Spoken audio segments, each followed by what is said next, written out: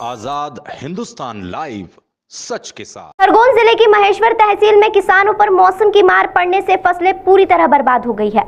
महेश्वर तहसील में मंडलेश्वर, चोली, बबलाई, सेमाखेड़ी, भुदरी आदि गांवों में लगातार बारिश के कारण 1 बीघा खेत में आने वाली 5 क्विंटल सोयाबीन केवल 1 क्विंटल रह गई है। हालत यह है कि किसानों को खेतों से घर तक फसल लाने में जो खर्चा आ रहा है वह भी नहीं निकल पा रहा। अन्य फसलों का भी यही हालत है। देखिए आजाद हिंदुस्तान लाइव पर मंडलेश्वर से पूरी खबर। किसानों की उम्मीदों पर गिरा पानी। प्रकृति के कहर से सोयाबीन का खर्च ज्यादा और फसल निकल रही कम। बारिश ने तबाह कर दी फसल।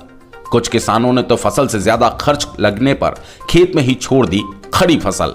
मंडलेश्वर, चोली, बबलाई, सोमाखेड़ी, बुदरी, भकलाई आदि क्षेत्र में विगत दिनों लगातार हुई बारिश से किसानों की फसलें तबाह हो गई, जिससे किसानों को भारी नुकसान हुआ। सभी क्षेत्र के ग्रामीण किसानों ने बताया कि 1 बीघा में सोयाबीन की फसल करीब 5 क्विंटल तक आती थी, लेकिन इस वर्ष अतिवृष्टि होने से वही सोयाबीन 1 क्विंटल और कहीं कहीं तो वो भी नहीं निकल रही। किसानों को इतना नुकसान हुआ कि खड़ी फसल खेत में ही छोड़कर आना पड़ रही है, क्योंकि फसल निकालने से ज्यादा उसे कटवाने में पैसा लग जाएगा। नहीं, कपास की फसल भी इस अतिवृष्टि और अज्ञात वायरस की वजह से खराब हो गई।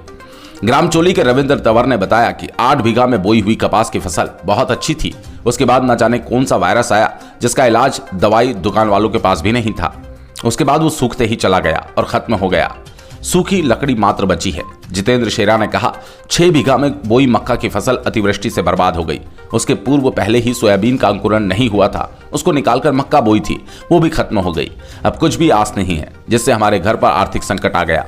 वहीं चोली के किसान वीरेंद्र सिंह ठाकुर, दर्शन ठाकुर, जयप्रकाश ठाकुर, पर्वत सिंह ठाकुर, गुलाब सिंह ठाकुर, सीताराम ठाकुर, भारत सिंह ठाकुर, किशोर ठाकुर, नंद किशोर ठाकुर ने बताया कि ग्राम चोली में हमारे खेतों में हम सीधे फसल लाने के बजाय ट्रैक्टर लेकर खेत में सीधा कल्टीवेटर करने ही पहुंच रहे हैं, क्योंकि अब फसल लाने के लिए कुछ बचा ही नहीं।